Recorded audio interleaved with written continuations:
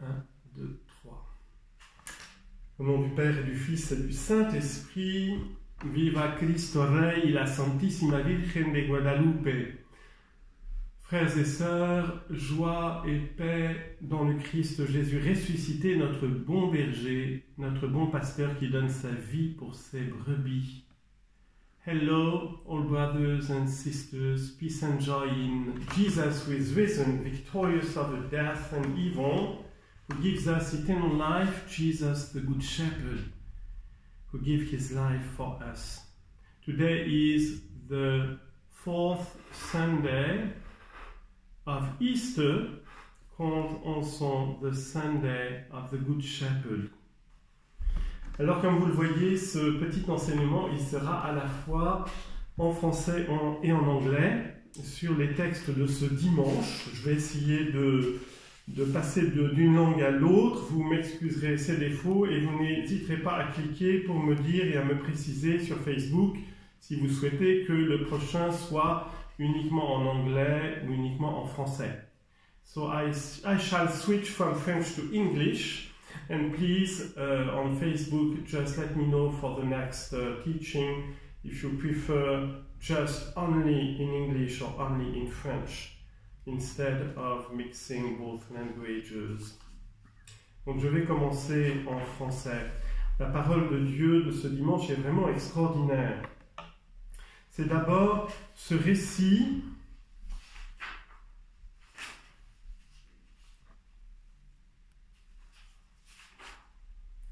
des Actes des Apôtres, c'est toujours la prédication de Pierre au moment de la Pentecôte, après l'effusion du Saint-Esprit, la première prédication évangélique sur le kérygme, le mystère de la mort et de la résurrection de Jésus. Après la mort de Jésus, les disciples ont été tellement choqués, ils étaient dans un tel état de sidération, dans une telle désillusion, dans une telle peur, d'être eux aussi victimes, comme Jésus leur maître bien-aimé, de la persécution des Juifs et d'être crucifiés comme Jésus l'avait été, que, comme vous le savez, ils étaient confinés par eux-mêmes, d'eux-mêmes, verrouillés à Jérusalem, par peur même de sortir et de subir le même sort que leur maître. Pendant 40 jours jusqu'à l'ascension, il a fallu que Jésus leur apparaisse pour leur manifester, leur donner des preuves qu'il était vraiment ressuscité. Et le jour de l'ascension, il leur a dit « Je suis avec vous tous les jours jusqu'à la fin des temps, soyez mes témoins jusqu'aux extrémités de la terre. » Devenir témoin du Christ, seul l'Esprit Saint a pu le donner aux apôtres et à toute l'Église à partir de ce jour de la Pentecôte.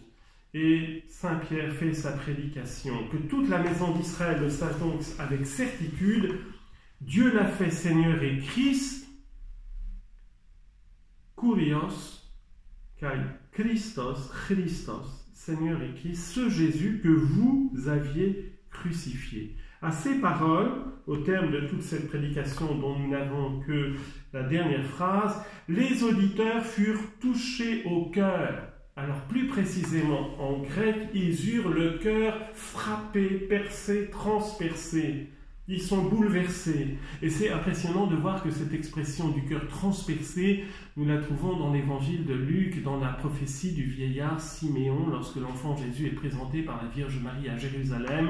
Le vieillard Siméon s'écrie « Voici que cet enfant sera établi comme un signe de contradiction pour la chute et le relèvement d'un grand nombre en Israël. » Puis il dit à sa mère, « Et toi-même, un glaive te transpercera l'âme afin que soient révélées les pensées d'un grand nombre de cœurs. » La Vierge Marie, cette prophétie du vieillard Siméon, c'est à la croix qu'elle s'est réalisée.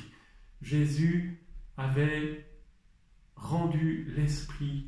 Jésus avait dit, « Tout est accompli, Père, entre tes mains, je remets mon esprit. » Il était donc déjà mort lorsque son cœur a été transpercé sur la croix et aussitôt il en est sorti du sang et de l'eau. Jésus était déjà mort, il ne pouvait plus souffrir, il ne pouvait plus Il n'était plus conscient, il ne pouvait plus offrir cette dernière blessure, la seule blessure cruciale, la seule blessure mortelle, celle au cœur. Cela pour nous dire quoi? Eh bien, parce que cette offrande ultime, elle était réservée à la Vierge Marie, à Sainte Marie-Madeleine et aux saintes femmes. Elle était réservée à l'Église, cette dernière offrande de l'agneau. Et Marie a eu le cœur vivant, son âme vivante, transpercée lorsque le cœur de son Fils a été percé sur la croix. C'est elle qui a souffert, c'est elle qui était consciente pour son Fils, c'est elle qui a achevé l'offrande de Jésus en offrant cette ultime blessure de son Fils bien-aimé. Pourquoi la blessure du cœur de Jésus? Pourquoi ce sommet de la miséricorde de Dieu qui se fait agneau, du Dieu tout-puissant, le Dieu des armées, qui se fait vulnérable dans l'enfant de la crèche, qui se fait vulnérable dans l'agneau sur la croix? Eh bien, c'est pour nous désarmer, c'est pour nous libérer de l'esclavage du péché. C'est pour que nos cœurs de pierre, cuirassés par l'indifférence, par l'orgueil, par l'égocentrisme, nos cœurs qui ne savent plus aimer, qui ne savent pas pardonner, eh bien pour que ces cœurs soient brisés, pour que le cœur de pierre soit brisé, que le cœur de chair puisse ressusciter, puisse en jaillir. Ils en eurent le cœur transpercé. Ils réalisent soudainement que ce Jésus qu'ils avaient acclamé le jour des rameaux dans son entrée triomphale à Jérusalem comme étant le prophète, le Messie, le roi d'Israël, et que par un retournement incroyable de situation, eh bien, ils avaient conspué, rejeté, ils avaient demandé sa mort avec tout le peuple de Jérusalem, manipulés par les autorités religieuses du peuple juif, ils avaient demandé la mort de Jésus. Dans un aveuglement total, ils avaient demandé sa mort, sa crucifixion, comme blasphémateur, comme imposteur. Et ils étaient dans cette mort du péché, c'est-à-dire dans ce désespoir. Ils étaient comme des brebis dispersées sans berger. C'est un peu la situation de notre monde actuel, avec cette psychose de la pandémie.